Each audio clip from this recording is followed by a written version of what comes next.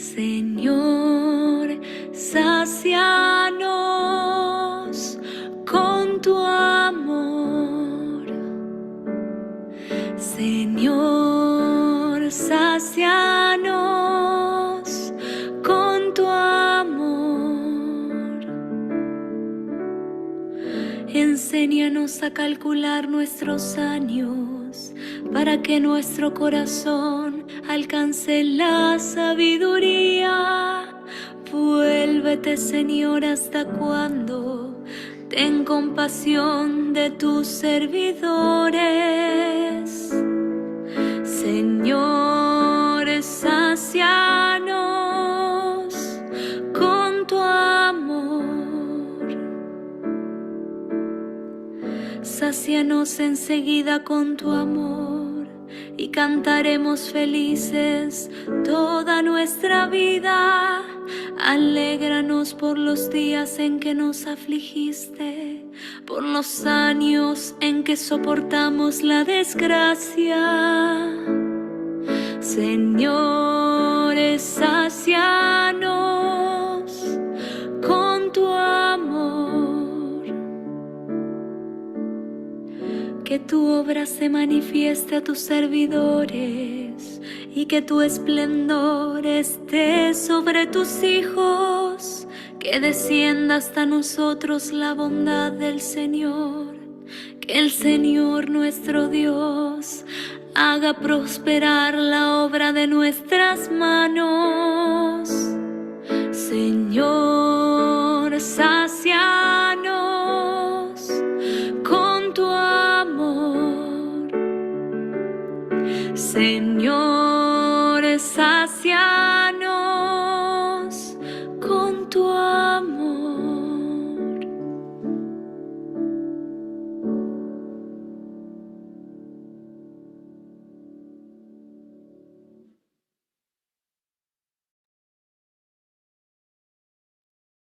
Hola, buenas noches.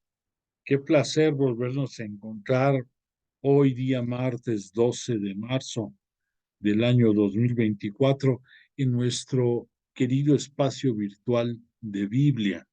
Hoy día martes con el tema de Jesús de Nazaret y concretamente el Evangelio de San Juan, el bello Evangelio de San Juan, que en estos tiempos previos al triduo pascual, en estos tiempos de preparación se vuelve imprescindible.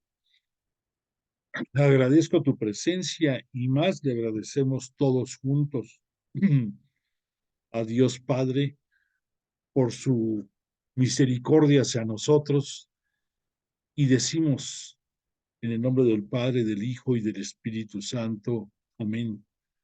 Padre nuestro que estás en el cielo, santificado sea tu nombre. Venga a nosotros tu reino. Hágase tu voluntad en la tierra como en el cielo. Danos hoy nuestro pan de cada día. Perdona nuestras ofensas, como nosotros perdonamos a los que nos ofenden. No nos dejes caer en la tentación y líbranos del mal. Amén. Gloria al Padre, al Hijo y al Espíritu Santo, como era en el principio, ahora y siempre, por los siglos de los siglos. Amén. Y como es nuestra costumbre, imploramos y damos también gracias al Espíritu Santo, diciendo: oh Espíritu Santo, don de Dios y fuerza de lo alto, fuente de agua brotante de vida eterna, desciende y mora en nuestros corazones. Haznos verdaderos adoradores del Padre. Condúcenos a la plenitud de la verdad y transfórmanos en testigos de Jesús para llevar su nombre hasta los confines de la tierra. Amén. Bueno, pues como comentamos, le pedimos a Jesús de Nazaret y al Espíritu Santo, como todas las reuniones, nuestras sesiones de Biblia, nos tengan la misericordia de acompañarnos y ayudarnos a que todos nosotros tengamos más claridad en entender la palabra de Dios que a través de los labios de Jesús de Nazaret conocemos y que nos agudice los sentidos, haga que esté alerta nuestro corazón y nuestra mente para captar todas sus enseñanzas, para hacerlas parte de nosotros, de nuestro día a día, vivirlo con alegría y que en un momento determinado podamos ser testigos hasta los confines de la tierra de la palabra de Dios Padre. Muy bien, perdóname un segundito. Gracias, andaba, parece que traía un polvorón atorado. Bueno, pues esta noche comenzamos nuestra sesión con el Salmo número 90. Este salmo es de la inspiración de Moisés. Échate esa. O sea, Moisés, que más o menos vivió por el año, bueno, no vivió en el año, vivió en el año 1250, pero nació antes, por supuesto, y más o menos por esas fechas fue cuando Yahvé Dios le pidió que sacara a los judíos del yugo egipcio y después de todo lo que supimos de las peticiones de Moisés, el apoyo de su hermano Aarón que tuvo, la reticencia del faraón egipcio, las plagas que vinieron, hasta que llegó el momento culminante en que ya harto el faraón por la matanza de los primogénitos, en el cual, comenzando por el propio primogénito del faraón, recibieron muerte del ángel exterminador la noche previa a la salida, a su éxodo del pueblo judío. Pues es una narrativa bastante intensa y que todo mundo conocemos en mayor o menor grado. Bueno, pues este Moisés que va a conducir al pueblo judío hasta que llegan al monte Sinaí y ahí a través de su mediación recibe las tablas de la ley de parte de Yahvé, Dios, y firman la alianza en el cual los judíos iban a ser el pueblo de Israel, el pueblo elegido de Yahvé, Dios, por toda la eternidad, y el pueblo se comprometía a darle únicamente a él culto. Bueno, pues sabemos que desafortunadamente Dios nunca nos falla, pero nosotros en nuestra debilidad humana sí fallamos y muy seguido. Y el pueblo de Israel no fue la excepción y hubo bastantes episodios de distanciamiento, de malestar, de pues malestar en Yahvé Dios, al grado de que de todos los que salieron originalmente de Egipto, solo unos cuantos, no pasaron de una docena de personas, después de 40 años van a llegar a la tierra prometida, pero no la van a conocer. En el trayecto, en ese desierto que tuvieron que atravesar, fueron quedando todos muertos. Y los que llegan a la tierra prometida, pues será la nueva generación de todos estos judíos del pueblo de Israel. Y bueno, este Moisés, inspirado en toda la fragilidad humana, compuso estos versos que le dan vida a este salmo y pues son evidentes, nos hablan de la necesidad que tiene el hombre de refugiarse en Dios, que la necesidad de que nos sacie de su amor por la mañana y gocemos y cantemos de por vida. Este por la mañana debemos de entenderlo como desde nuestro nacimiento, no solamente el día a día, que obvio, también le pedimos su presencia, pero aquí esta invocación nos habla desde el momento mismo de nuestra vida. Entiéndelo tú como cristiano católico desde tu bautismo hasta el fin de tus días. Y bueno, pues aquí Moisés en el escrito comprende 17 estrofas, muy enriquecedoras todas, y el cántico que escuchamos pues es una pequeña, una minucia, una pequeñez comparativa a todo lo que dice este salmo. Si algún día quieres leerlo, te va a fascinar lo que él dice. Invito a que lo hagas. Bueno, pues nuestra intención de esta noche es algo por lo que nunca habíamos pedido, pero creo que es conveniente que lo hagamos hoy. Sabemos que de nuestro padre Abraham, que él más o menos aparece en el año 1850 antes de Cristo, ahí surge la fe, ahí surge la disposición irrestricta de Abraham en creer en Yahvé Dios, en no poner resistencia a sus mandatos, al grado de que recordemos que casi sacrifica a su hijo Isaac por petición de Yahvé Dios. Y él, al ver la aceptación sin límites de Abraham, no solamente impide este sacrificio, sino que le bendice y le hace partícipe de que será el padre de una multitud de pueblos y que sus descendientes serán más que las estrellas del cielo y las arenas de la playa del mar.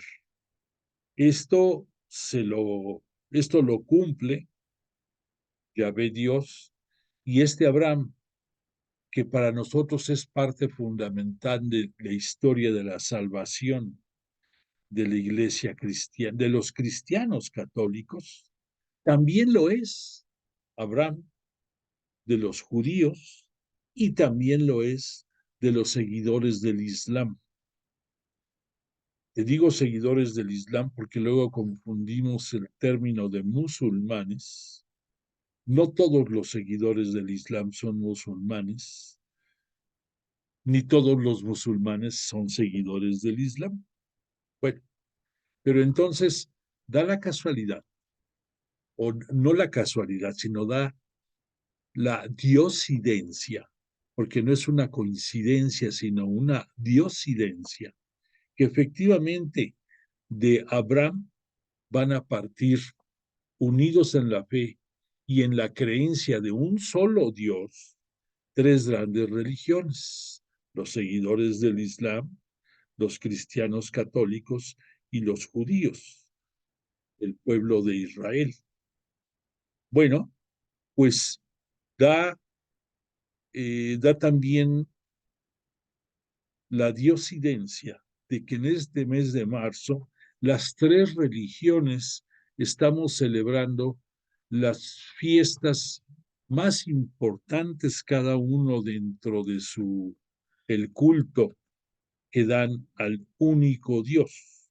En el caso de los judíos, obviamente, ellos le dan culto a Yahvé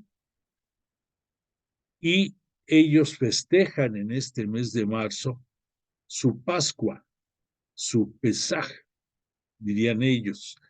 Y ese Pesaj se da más o menos entre el día 22 y el día 30 de este mes. Por otro lado, los seguidores del Islam, aquellos que su libro es el Corán y que nacieron por una visión que tuvo Mohammed, el profeta, acerca que le habló el arcángel Gabriel, y de ahí se fue forjando la religión de los seguidores del Islam. Festejan desde el domingo pasado y por 30 días su celebración que ellos llaman el Ramadán. El Ramadán consiste en un mes de un ayuno estricto, de ciertas restricciones en su vida diaria, en respetar los 5 tiempos que tienen de oración en el día, en esforzarse más por sus limosnas y generosidad. Y esto, repito, comenzó el domingo pasado y terminará más o menos a principios de abril. Bueno, en el caso nuestro, los cristianos católicos, nosotros estamos en la preparación del Triduo Pascual, el tiempo del Triduo Pascual, el cual comprende la última cena, la pasión, muerte, sepultura y resurrección gloriosa con su respectiva glorificación de Jesús de Nazaret. Y eso para nosotros se da entre la semana del 24 y el 28, 29 de este mes de marzo.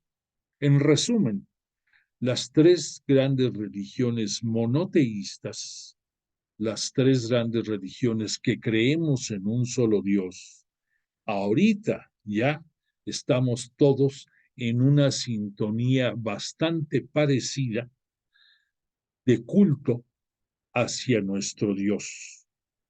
Entonces, de corazón lo digo y espero que tú también lo compartas, que todos vivamos dentro de nuestras tradiciones y costumbres con gran fervor las respectivas de cada una de las religiones.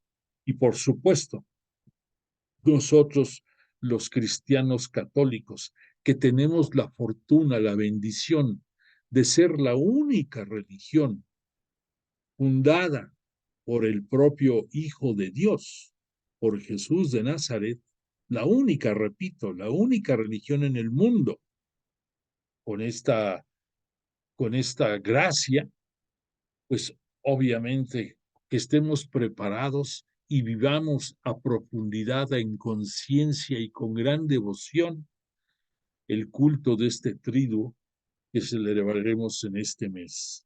Pero es, creo que, importante que si Jesús nos ama a todos, no solamente a los cristianos católicos, sino a toda la descendencia en el mundo, sean creyentes o no creyentes, del color de piel, de los rasgos de fisonomía, de ojos, del como sea, de distintas connotaciones, incluso hasta ascéticos y hasta no creyentes. A todos nos ama y por todos entregó su vida, pues con más razón nosotros tenemos que alinearlos al corazón misericordioso de Jesús y pedirle que bendiga a todos los integrantes de las religiones monoteístas en este año y siempre, y hagan que vivan intensamente sus celebraciones y que le den culto a Dios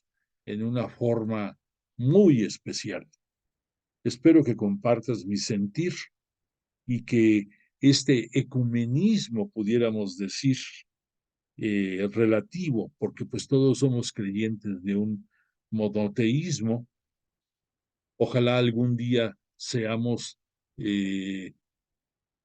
compartidos y seamos ecuménicos con todos los que practiquen alguna religión y podamos tener oportunidad de compartir esos espacios que en determinados lugares, en muchos sitios privilegiados, comparten las personas de buen corazón sin importar su creencia. Bueno, pues dicho lo anterior, Nos ponemos en sus manos de Jesús de Nazaret, perdón, y vamos a continuar con nuestra clase que comenzamos la semana pasada con el Evangelio de San Juan. Quiero darte, no voy a repetir todo porque si no, no vamos a avanzar, pero quiero reforzarte algunas luces de lo que estuvimos viendo en la clase pasada y que se nos quede bien marcado, bien grabado. Entonces, permíteme que te diga que de acuerdo a la visión de Jesús, él vio en Juan, su discípulo y posteriormente apóstol, a una persona con rasgos muy particulares y tenía una relación muy cercana Jesús de Nazaret con él.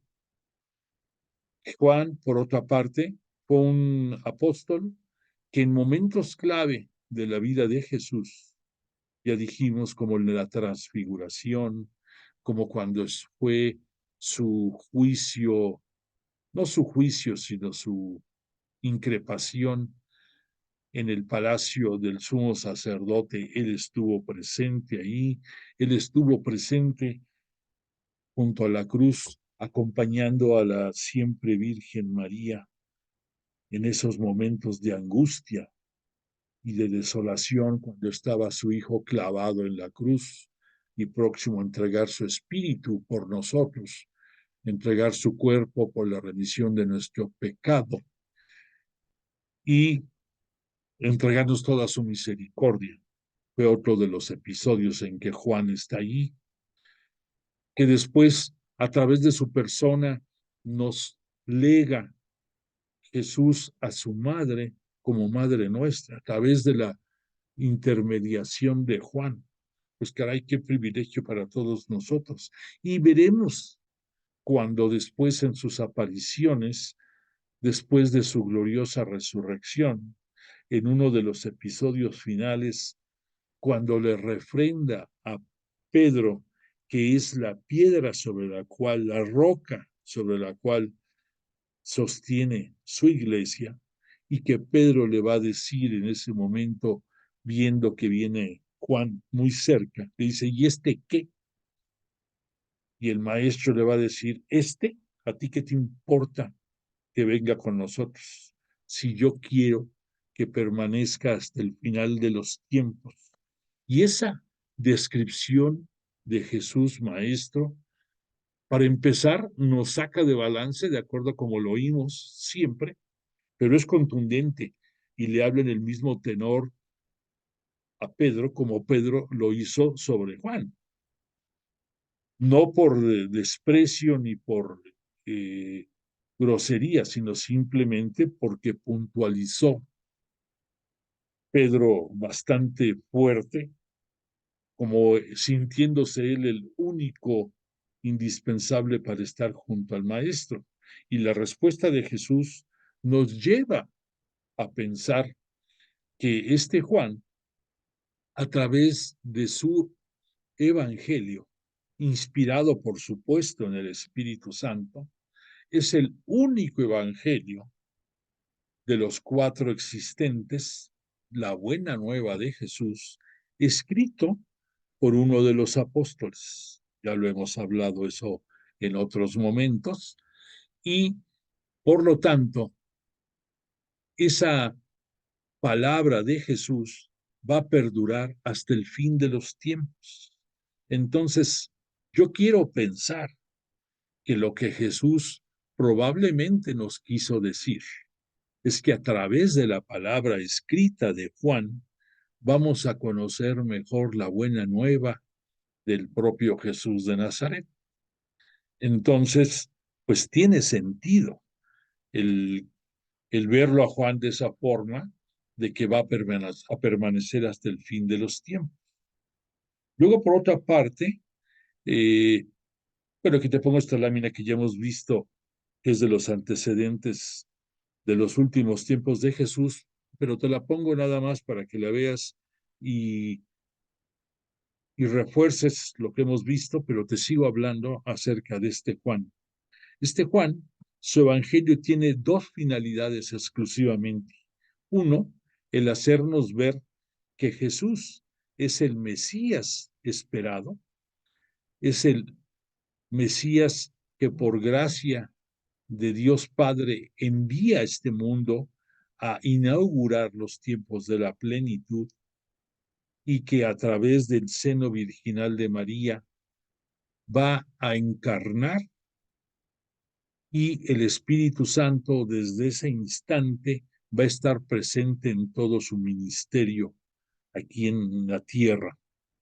Que por otra parte, la segunda finalidad del Evangelio de Juan es hacernos ver bajo diferentes facetas de que Jesús es el unigénito de Dios, es el único Hijo de Dios enviado a este mundo.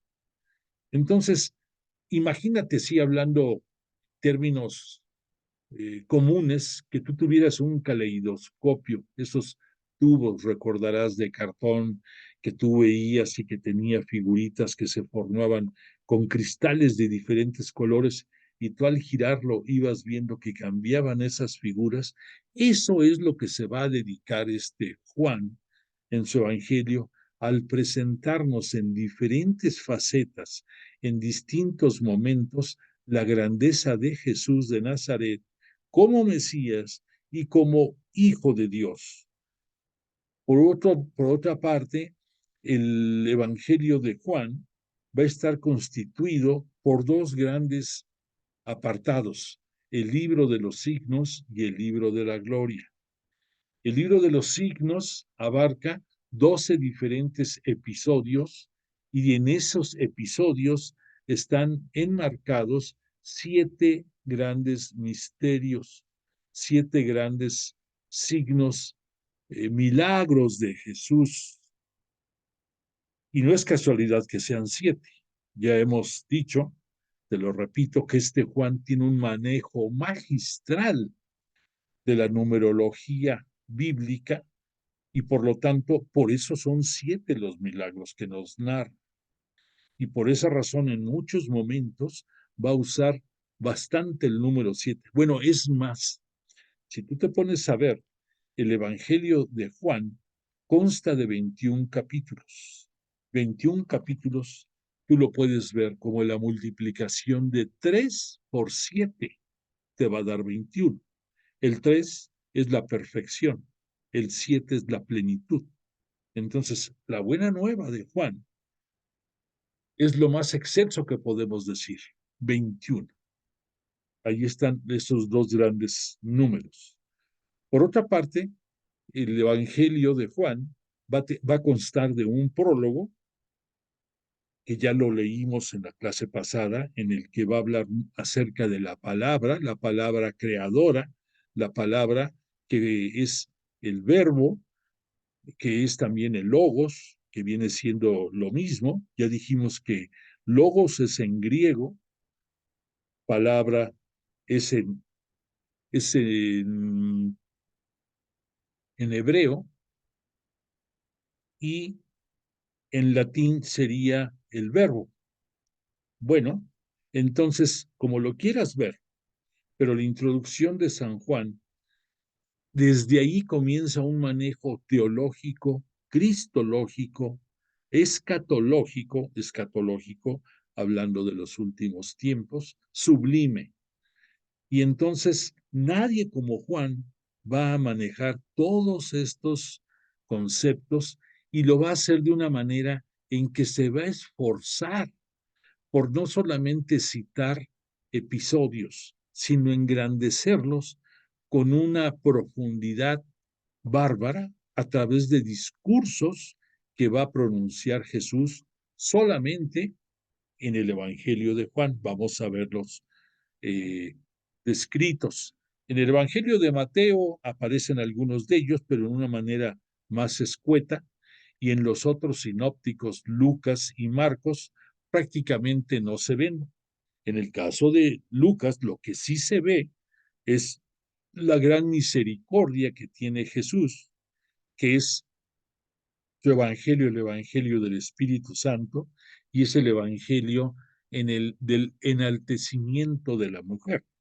En el caso de Marcos, pues es un evangelio que lo hemos repetido muchas veces, que fue escrito para, para hacer un bálsamo entre los nuevos cristianos católicos radicados en Roma, que eran perseguidos por el César y muchos de ellos murieron en sacrificio, algunos en el circo romano, otros decapitados, otros de 20,000 formas.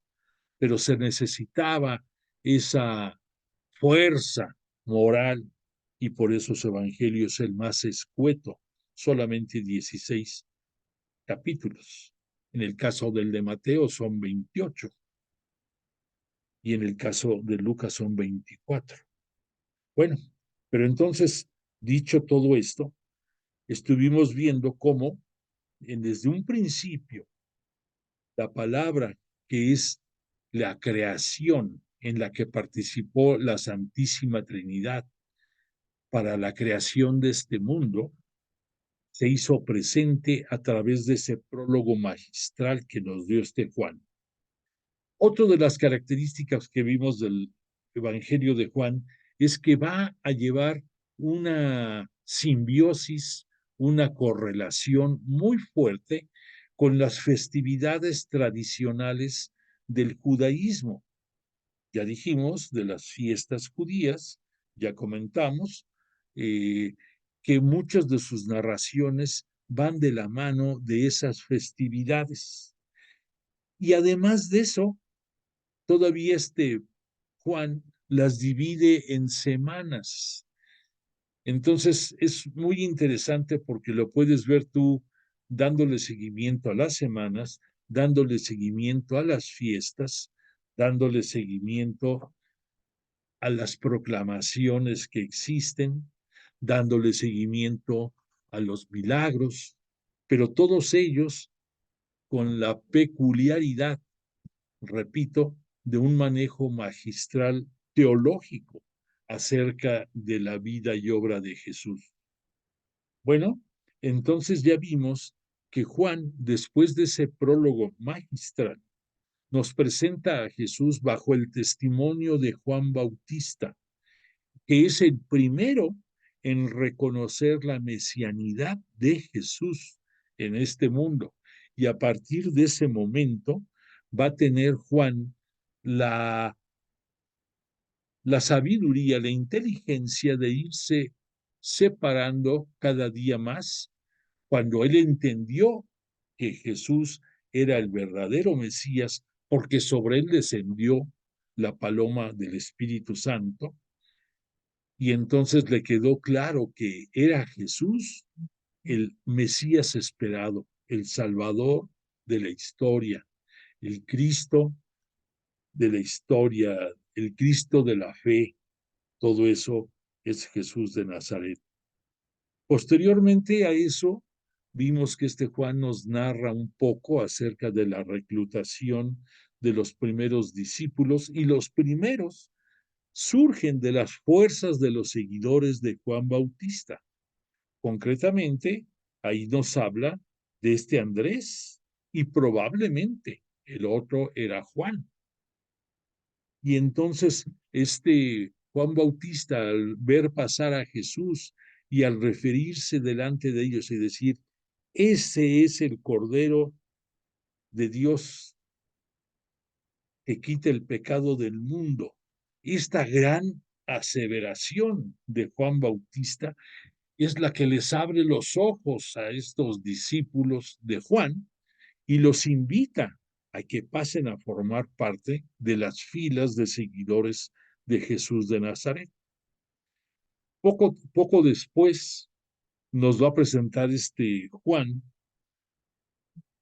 el primero de los milagros de Jesús, que lo va a citar en Caná de Galilea, cuando asiste a una boda y ahí coincide con su madre también de invitado. Jesús llega con sus discípulos y ahí María le pide que haga algo por los novios que no tienen vino ya. Jesús, ya vimos que en un gesto un poco severo le dice, ¿qué tengo yo que ver contigo, mujer? No es un reclamo, es una forma en el cual dejar claro que el momento de su ministerio en el cual él debía de actuar aún no llegaba. Pero pues por un lado se lo pidió a su mamá. Tú piensa como hijo, si a ti tu madre te pide o te pedía algo, ¿se lo negabas? Además de eso, había otra razón muy fuerte de peso, la necesidad de que sus discípulos vieran el poder que tenía Jesús. Y les quedó claro al convertir el agua en vino. Ya sabemos que el fundamento teológico de este signo de poder va muy de la mano con el anuncio de lo que después, en la última cena de Jesús, será la institución de la Eucaristía. Este momento de Caná es la prefiguración de ese excelso momento que vamos a narrar en breve. Por otra parte, ya vimos que después viene una entrevista con Nicodemo.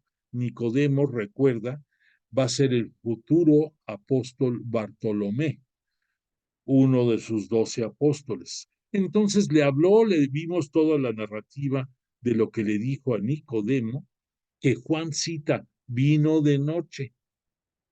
Y es otra de las características de Juan que veíamos, es muy descriptivo y le pone mucha atención a ciertos símbolos, como si es de noche, si eso va relacionado con la oscuridad y la oscuridad con la ignorancia, o por ejemplo, cuando nos va a citar en la agonía de Jesús ya clavado en la cruz, que esto va a suceder a partir de la hora sexta hasta la hora nona. La palabra sexta va de la mano con lo que es el número 6 dentro de la Biblia, que es la imperfección, se refiere a la humanidad imperfecta. Entonces ahí nos va a llevar, sin que nos lo diga, nos va a llevar Juan por ese camino.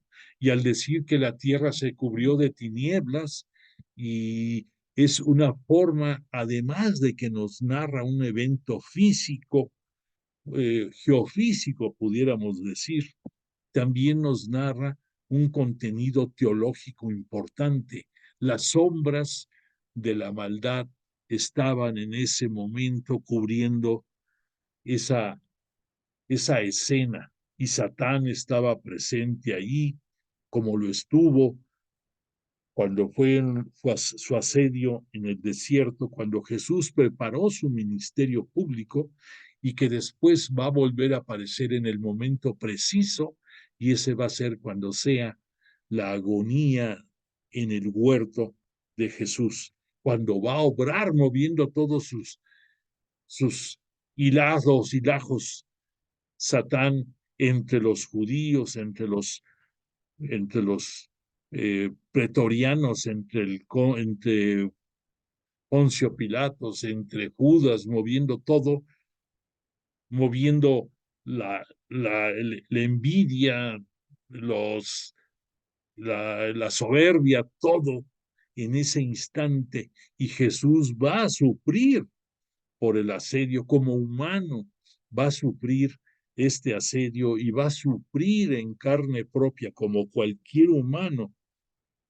Vamos a vivir momentos de angustia y desesperación si nos ponemos en las sandalias de Jesús. Bueno, pues entonces todo esto forma parte de lo que estuvimos viendo en la clase pasada. Vimos también que después de que fue notificado Jesús de que Juan Bautista había sido apresado por Herodes, Herodes, el hijo de Herodes el Grande, y que posteriormente por artimañas de su pareja, porque ni su mujer era, va a ser decapitado este Juan. Bueno, en Jesús le produjo una profunda tristeza y después de eso fue Jesús con todos sus discípulos, perdón, en ese momento todavía, a la zona de Galilea. Después nos va a llevar a un tema que es el cuarto dentro de la narrativa de Juan, el evangelista, y nos va a presentar a Jesús entre los samaritanos y nos va a dar una cátedra así tremenda acerca del Espíritu Santo, la manera en que Jesús se lo presenta a la samaritana y maneja también números muy especiales, como por ejemplo el hecho de que Jesús le reprende de que haya tenido 5 maridos, de acuerdo a la descripción de la samaritana. El número 5 viene también muy ligado a la a, a un número mundano, a un número muy asociado a la idolatría. Y más que nada se refería a que las parejas de esta samaritana eran gente idólatra. Entonces por ahí vino esta narrativa del número 5. Y después que Jesús le dice que si ella bebiera del agua que él le puede dar, nunca tendría sed. Y nos presenta de una manera muy elocuente la forma en que el Espíritu Santo va a permear entre todos nosotros hasta nuestros días. Ese número 5, te digo, va asociado al politeísmo, pero después, cuando llegó el momento preciso, le dice Jesús, por un lado le dijo que no es en el monte Garizim, ni es en el templo de Jerusalén donde se le rendirá culto a Dios. Le está anunciando que dentro de poco es Él el templo que va a servir como el centro del culto a Dios Padre a través de Jesús de Nazaret y por la fuerza del Espíritu Santo. Entonces, ahí es en donde los verdaderos adoradores estaremos unidos al Padre a través de Jesús. Que Dios es un espíritu y que Jesús es el que nos va a donar el Espíritu Santo de una manera de fuente de agua viva que va a brotar de su seno. Al decir de su seno, nosotros pensamos en el vientre, algo así, en los hombres. Si en las mujeres pensamos en sus entrañas, en su matriz, no sé. Pero aquí lo que debemos de entender es que después de su muerte, recordarás cuando uno de los centuriones va y traspasa el costado de Jesús y de su corazón brota sangre y agua. Es la alegoría de este momento el que él está diciendo con la dotación de agua viva del Espíritu Santo para todos nosotros. Y además le revela forma contundente Jesús a la samaritana que él es el Hijo de Dios. Entonces, es unas lecciones muy fuertes que Jesús da a una persona que no era judía, que era gentil, que era de las que no podían verse judíos y samaritanos. Y que Jesús, aunque permaneció con ellos algunos días, siguió el orden que le había pedido su padre de llevar su palabra en primer lugar a los propios judíos con la intención de que ellos cambiaran su mal proceder, su desvío de lo que debía de ser un culto verdadero a Yahvé Dios. Y solamente hasta que llegó el tiempo previsto, Jesús irá a proclamar la palabra a regiones paganas como lo que es la Decápolis, pero fue muy respetuoso, como en todo, de seguir las instrucciones de su padre. Después de este episodio de la samaritana, vimos que Jesús se va a la región de Galilea y en un sexto tema que nos da a tratar, nos va a hablar del milagro del signo del poder en sanar al hijo del soldado romano que le pide que sane a su hijo, pero que sabedor de que él no es digno de que Jesús vaya a su casa y sabiendo que él, que tiene gente a sus órdenes, sabe, confía, tiene fe en que Jesús puede hacer lo mismo, entonces Jesús pidiendo la misericordia de su Padre, como en todos sus signos de poder lo hizo, fue cumplir la voluntad del Padre a través de la acción del Espíritu Santo por la intermediación de Jesús, los hacedores de los signos de poder, de los milagros. Y entonces sana así al hijo de este funcionario regio, de este funcionario del Imperio Romano. ¿Por qué esta persona, este soldado, decía que no era digno de que fuera a su casa? Por una simple y sencilla razón. Él sabía perfectamente que un judío no podía entrar a una casa de nadie que no fuera judío, de acuerdo a sus restricciones que tenían dentro de los 630 preceptos, 613 preceptos que tenían que respetar. Y bueno, este acto va a consagrar eternamente a esta invocación de este soldado, porque va a quedar dentro de la liturgia, en las misas, y siempre que la celebra, el presbítero siempre dirá esa frase de que no soy digno de que entres en mi casa, pero una palabra tuya bastará para sanarme. Date cuenta de la grandeza de este momento que nos describe este Juan. Para que te des una idea de la finura con que maneja este Juan su evangelio, en la parte final de este narrativa, de este signo de poder, permíteme que te la lea. Estoy en el capítulo 4 y te voy a leer a partir del versículo 51. Dice, cuando bajaba, le salieron al encuentro sus siervos. Cuando el soldado, abrazando la fe, regresó, lo alcanzaron sus siervos y le dijeron que su hijo vivía. Él les preguntó entonces la hora en que se había sentido mejor. Ellos respondieron, ayer a la hora séptima le dejó la fiebre.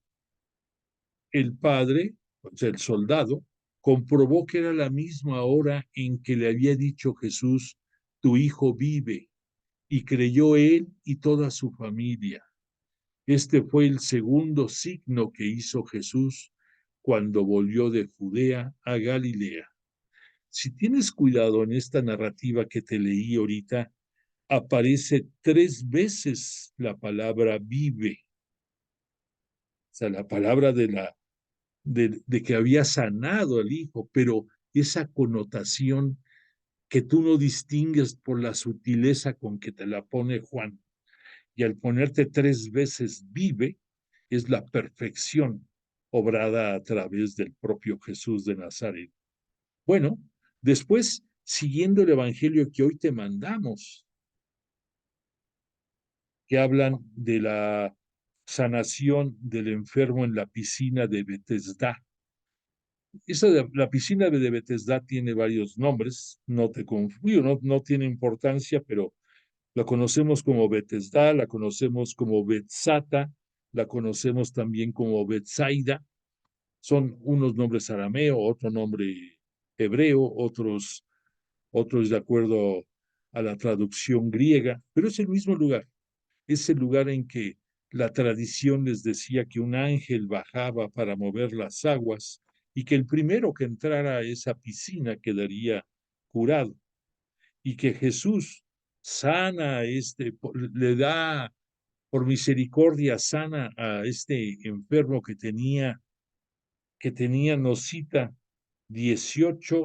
38 años. enfermo. ¿Qué importancia tiene que nos cite que son 38 años enfermo? Ah, bueno, pues aquí te lo pongo. Es también tan sutil este Juan, que de acuerdo al año que estaba pasando esto, que era más o menos el año 28, si nos remontamos 38 años atrás, va a ser como 10 años antes de que llegara Jesús a este mundo. Y tiene su connotación porque nosotros estudiosos de la Biblia sabemos que muy probablemente este Jesús de Nazaret vino a este mundo más o menos entre el año 7 y quizás entre el año 6 antes de nuestra era. Y los momentos previos a esto eran momentos de oscuridad dentro de la religión, dentro de las creencias, dentro del culto. Entonces, al ponernos que este enfermo tenía 38 años, se refiere a esa época. No nos dice el nombre del enfermo, pero sí nos dice que era una persona que desde aquellos tiempos esperaba la misericordia de ser sanado. Y entonces, por la manera en que se desarrollaba el manejo del culto entre las autoridades religiosas judías, esto es lo que nos está dando a entender este Juan. Después Jesús lo cura y le dice que tome su camilla y se vaya. Y es reprendido después este curado, este sanado por los doctores de la ley que le decían, oye, hoy es sábado, no puedes hacer ningún trabajo como cargar tu camilla. ¿Por qué lo haces? Y dijo el enfermo, el que me curó me dijo que lo hiciera. Y posteriormente vemos que se va a encontrar este enfermo con Jesús en el templo.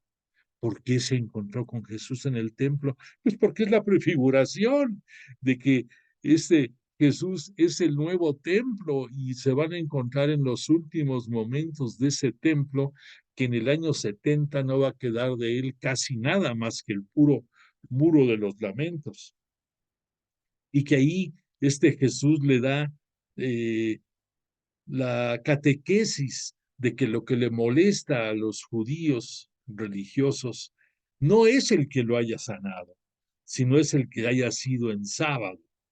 Y sin embargo, él después nos va a dar una lección, les va a dar una lección a los propios doctores de la ley sublime, porque va a llegar un punto tal en que les va a decir, si una persona, por cumplimiento de la ley de Moisés, de la Torá, de acuerdo al día en que nació, tiene que ser circuncidado y esto tiene que ser en sábado, ¿se le niega la circuncisión? Y el hacer la circuncisión no es un trabajo prohibido de acuerdo a la ley de la Torá. Ahí los deja calladitos, ¿no? Porque tenía toda la razón. Y además la forma en que lo dice, mi padre trabaja los sábados y yo también trabajo los sábados. Claro, las autoridades religiosas judías no lo querían ver como el Mesías esperado, pero tenía toda la razón. Entonces ahí estuvimos viendo todo ese discurso que Juan nos estuvo diciendo y que vimos que hablaba de la gloria de Dios y de la gloria de Jesús. Todo esto relacionado con este signo. Y después entramos a otro apartado ya dentro de la narrativa de Juan, en que nos va a citar como referencia la Pascua del Pan de Vida, o sea, la fiesta de la Pascua, y esta fiesta de la Pascua se va a desarrollar en el año 29, o sea, un año antes de que muera Jesús.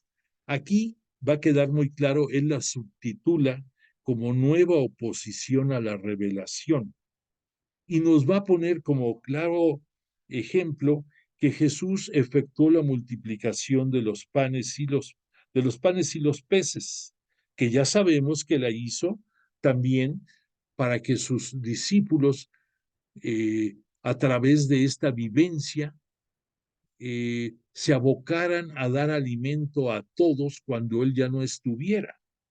y que Jesús, por otra parte, en este signo de poder, nos va a dar la figura del buen pastor que nos va a sentar en verdes prados, que nos va a dar de alimento, además de que va a haber abundancia, ya recordemos que sobraron 12 cestos, en fin, todo esto que ya hemos visto a través de otros evangelistas. Pero aquí,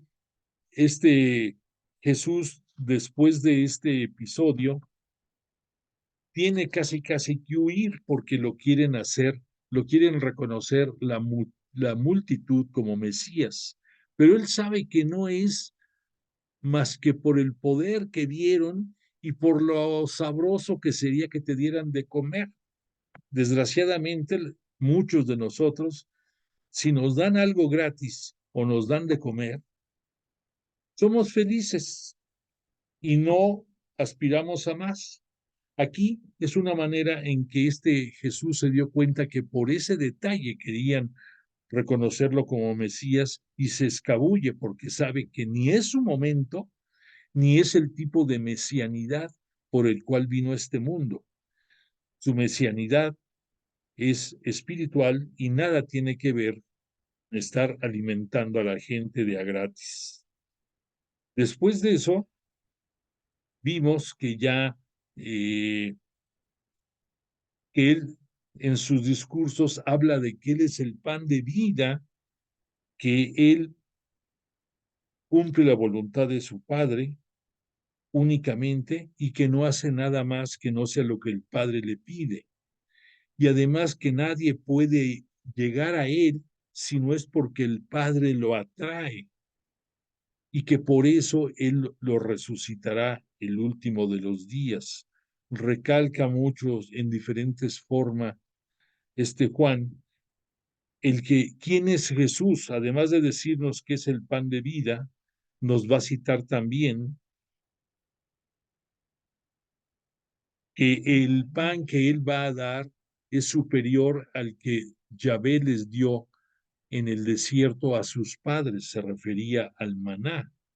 Entonces, entonces dice, ellos comieron maná y de todas formas murieron, pero el pan que yo les dé, que yo soy el pan vivo bajado del cielo, si alguien come de este pan, vivirá para siempre.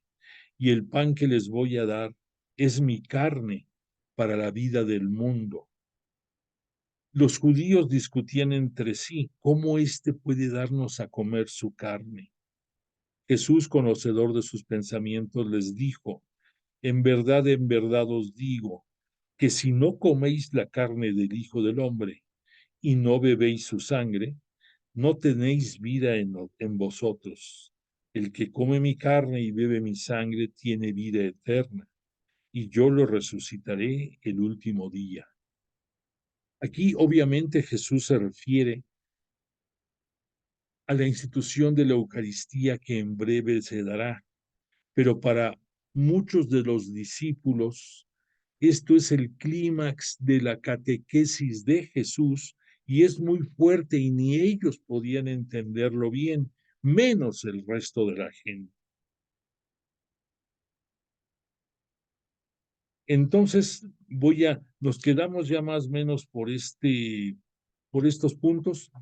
Vamos a entrar con un poquito más de detalle a los discursos tan bellos que nos presenta Juan y que nos están ayudando a entender más que Jesús es el Mesías esperado y el unigénito de Dios.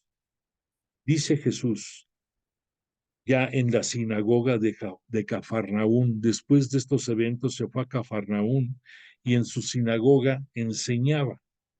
Muchos de sus discípulos al oírle dijeron, es duro este lenguaje refiriéndose a comer su carne y beber su sangre. Pero Jesús, sospechando lo que sus discípulos murmuraban, dijo, ¿esto os escandaliza? Y cuando veáis al Hijo del Hombre subir a donde estaba antes, el Espíritu es el que da vida, la carne no sirve para nada. Las palabras que os he dicho son espíritu y son vida. Por eso os he dicho que nadie puede venir a mí si no lo concede el Padre. Desde entonces muchos de sus discípulos se volvieron atrás y ya no andaban con él. O sea, no entendieron y prefirieron muchos discípulos voltearle la espalda y separarse. Cuando pasó esto, le dice Pedro a Jesús, porque le pregunta a Jesús, ¿también ustedes queréis marcharos? Y Pedro, tomando la palabra, dice, Señor, ¿a quién vamos a ir? Tú tienes palabra de vida eterna, y nosotros creemos y sabemos que tú eres el Santo de Dios. Jesús le respondió, fijaos, yo os he elegido a vosotros los 12, y sin embargo, uno de vosotros es un diablo. Hablaba de Judas, hijo de Simón Iscariote, porque éste le iba a entregar, aunque era uno de los 12. Aquí lo que Pedro le reconoce es su mesianidad, que él es el santo más perfecto que puede conocer él y que es el santo de Dios. O sea, se desbarata en elogios este Pedro. Después de esto, Juan nos va a llevar a otra fiesta dentro de la tradición judía, la fiesta de los tabernáculos. Esto se da más o menos entre los meses de octubre o noviembre. Estamos en el año 29, estamos ya a 6 meses de que termine el ministerio público de Jesús.